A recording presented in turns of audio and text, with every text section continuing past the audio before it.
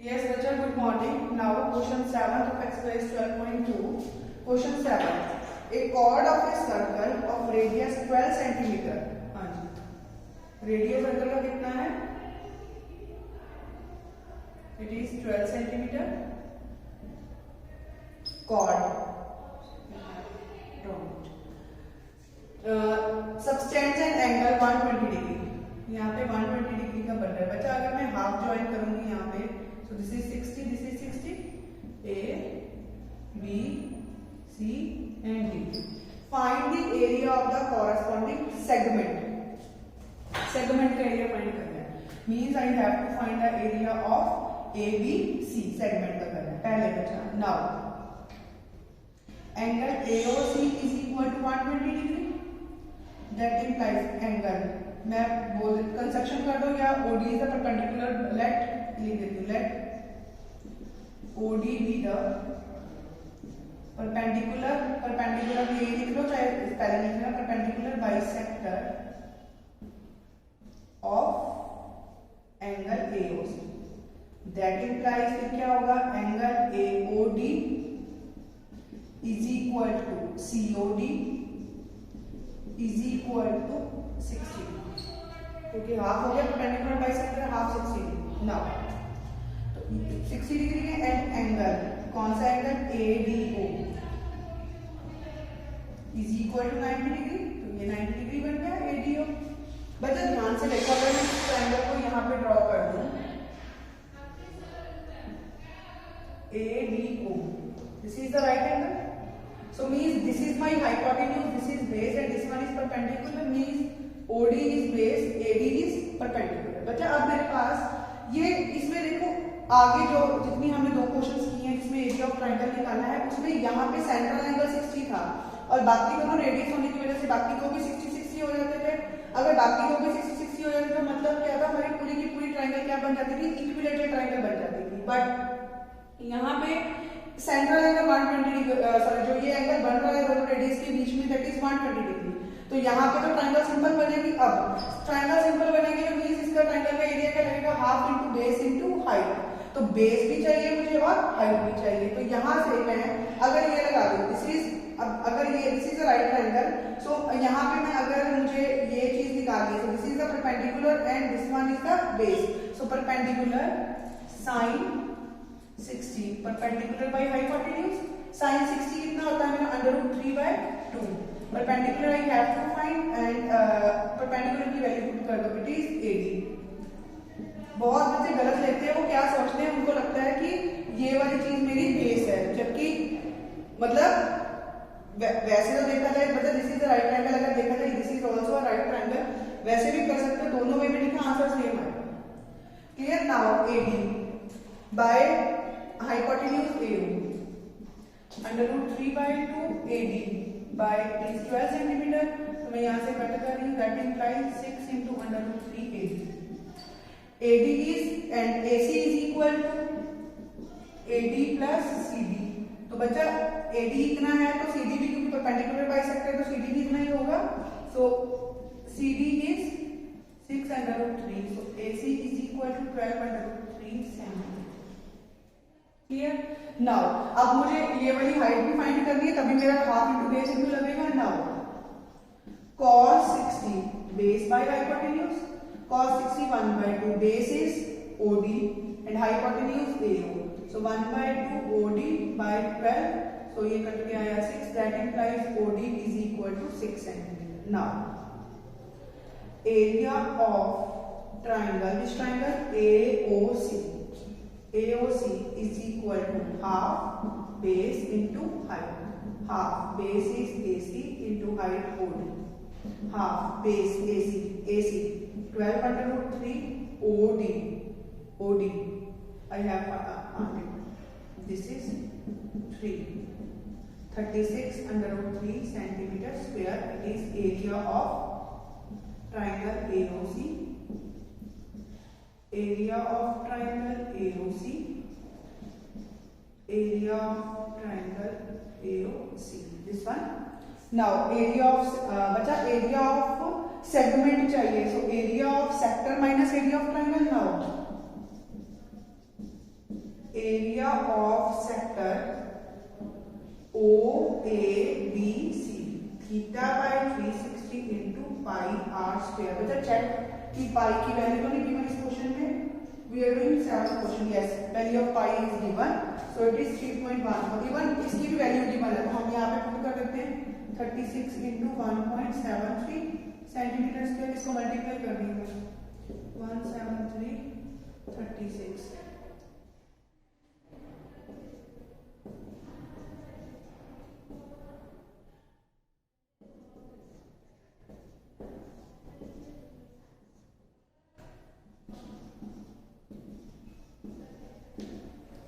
Check. Let me check that it is visible. Now it is visible.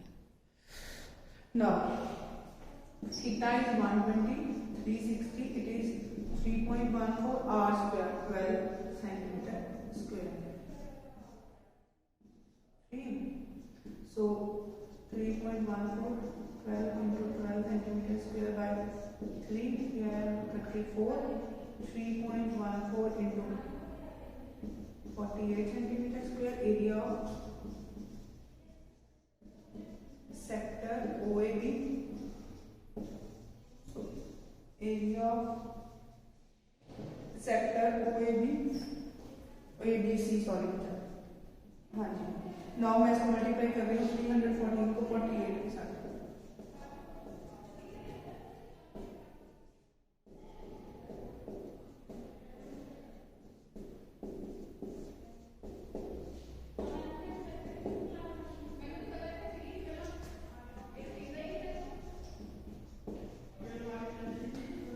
Area of sector.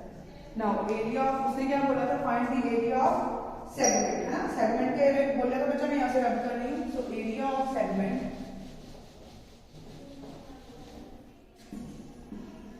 Area of segment, कौन सा segment, ABC is equal to area of sector, which sector, OABC minus area of triangle, which triangle, AOBC. So it is area of sector minus area of triangle. So it is 4, 7 area of corresponding sector, sorry segment।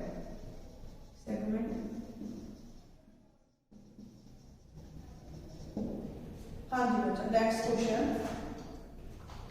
Question 8। I hope बच्चा ये clear है। कुछ एक minute, मेरे को लगता है एक स्टेप रह गया नीचे वाला, उधर से नहीं दिख रहा। मैं कर रही हूँ एक मिनट चेक पर, just so that you can get time to note it.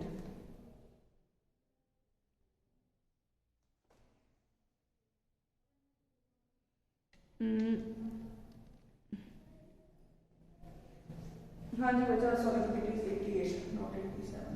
ये 10 में से 8 करना था, मैंने गलत कर दिया। 88.44। ये देख लो बच्चा, I hope it is clear.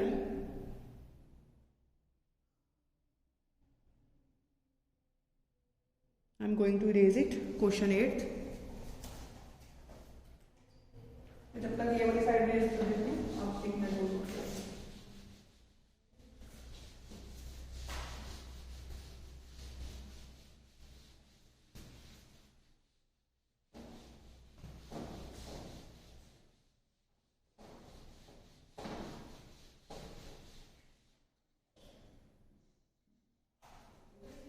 A horse is tied to a peg at one corner of a square.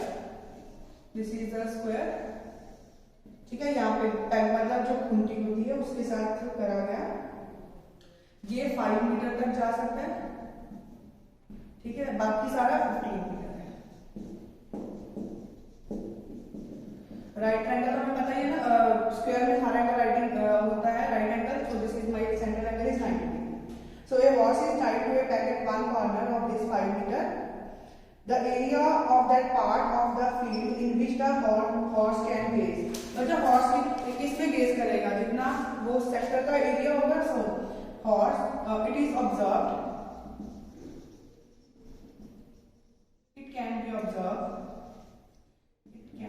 observe,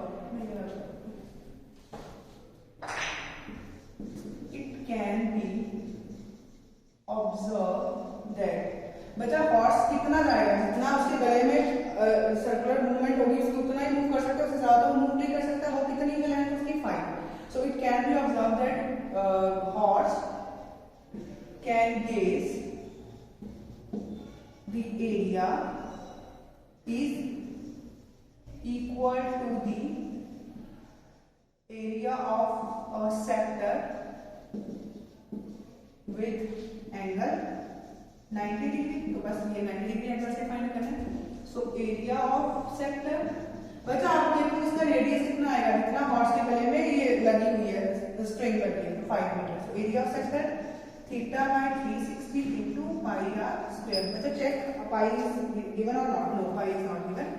So it is 90 by 360 into 22 by 7 r, it is 5 into 5।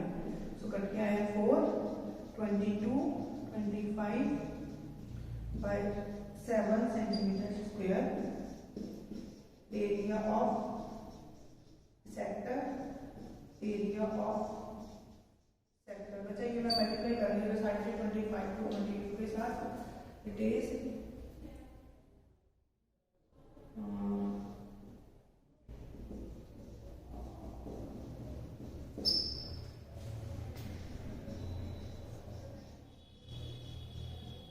so area of sector is equal to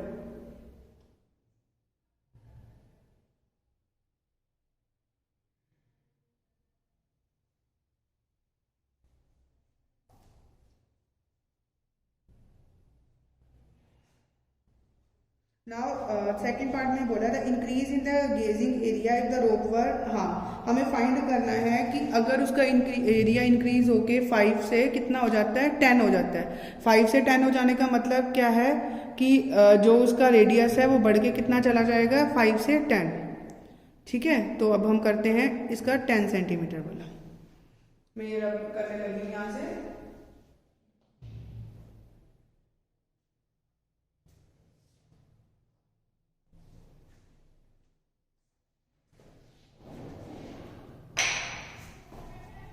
So now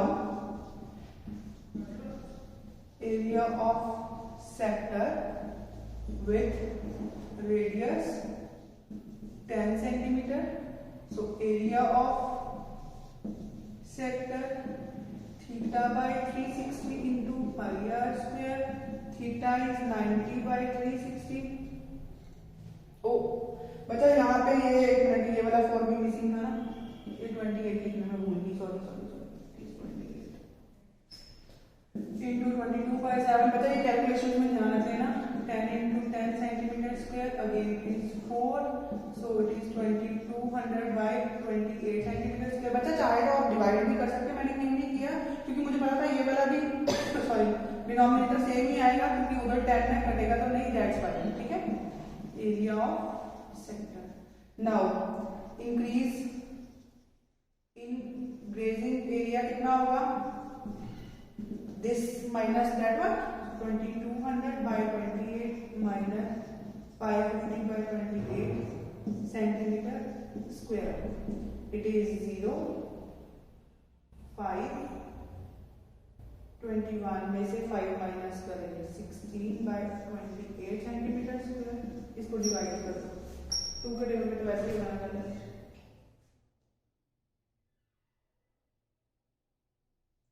14, 8, 2, 2, 5, 14,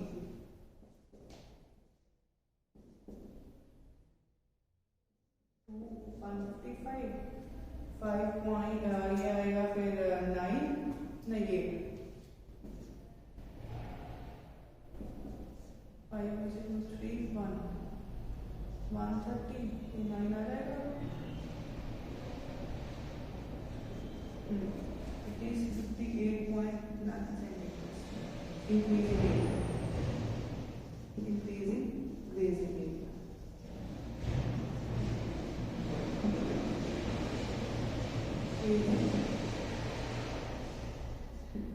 Grazing area.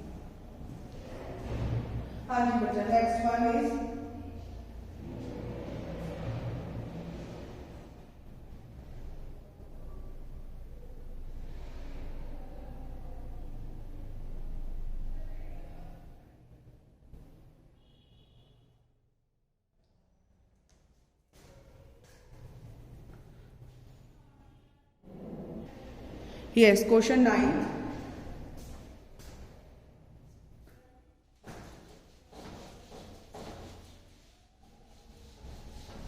Read the statement what they are saying.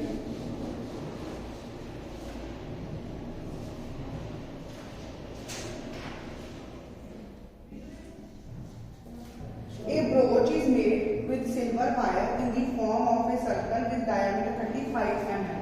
So diameter 35 mm. So radius diameter by 2, 35 by 2 mm. The wire is also used in making 5 diameters which divide in the circle into 10 equal sectors as shown. Find the total length of the silver wire required. So total length of silver wire required कितनी होगी बच्चा? एक तो पूरा circle बना, circumference of the circle plus length of 5 diameters is equal to length of 5 diameters plus length of 5 diameters plus circumference of circle. So length of 5 diameters 5 into कितने, एक की लेंथ है 35 मिलीमीटर प्लस 2 पाई आर. मतलब check करो कि pi की value given है? No, value of pi is not given. So it is 22 by 7. R is 35 by 2. Sorry, it is plus sign of plus millimeter. 5 to 175 millimeter plus 110 millimeter. So it is 285 millimeter. So total length required. Total length of silver wire. Total length of silver wire. Total length of silver wire. Total length of silver wire. ठीक है, silver wire की length required.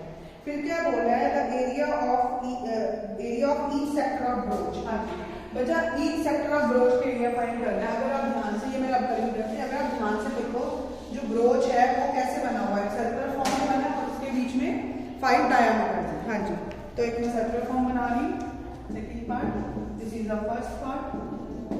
ठीक है, this is the circular portion. 5 diameters बने, 1 2 3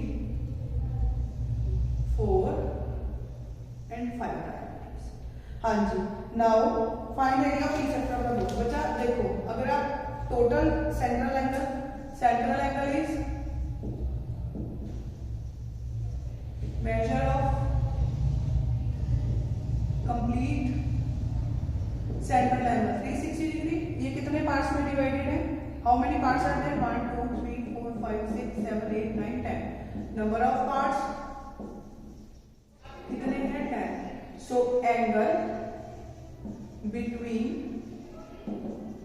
to consecutive, ये जो साथ साथ वाले पार्ट्स हैं, ये 2 कंसेक्यूटिव पार्ट्स कितना आएगा?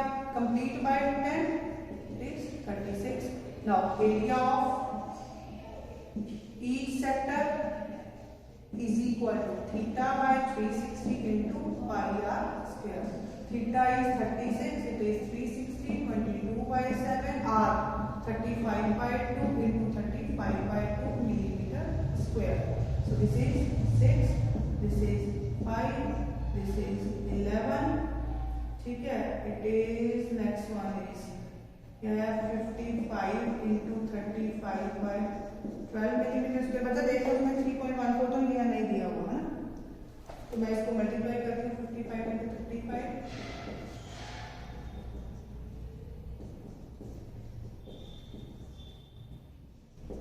It is 1925 by 12 millimeter square.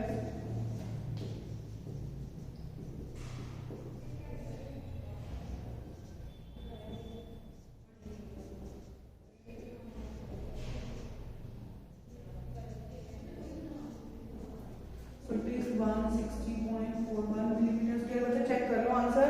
If they have written it in the fractional form, then we can do leave that there. Even in the examination, बच्चा it is not compulsory that you have to find it in the way. अगर उन्होंने वहाँ पे उसमें लिखा हुआ है ना answer, the area of each sector of the approach. अगर बच्चा उन्होंने वहाँ पे आपको वहाँ पे आंसर में कुछ मेंशन नहीं होता कि वहाँ पे तो थोड़ा आंसर दिया होता है हमें कि आंसर कितना फाइंड करना है. अगर वहाँ पे मेंशन नहीं है तो आप वहाँ से डायरेक्टली कर सकते हो. बच्चा मैंने गलती तो नहीं कर दी कोई, एक बार चेक कर लेते हैं हम लोग. सॉरी ये वाला इधर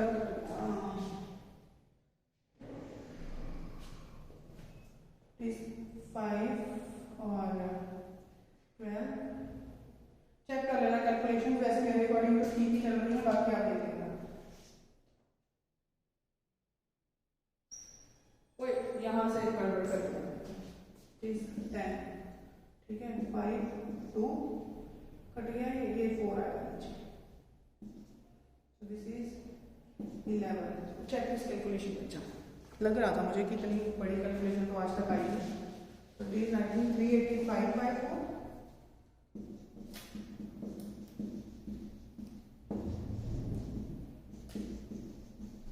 Area of each sector.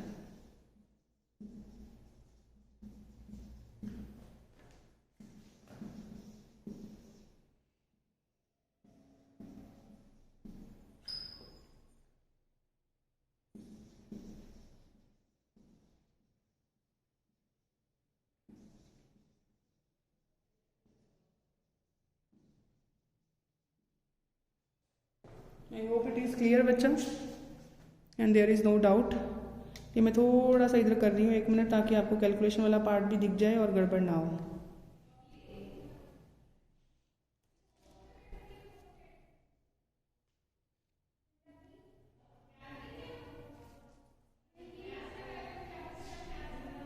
Thank you बच्चा, टेक केयर.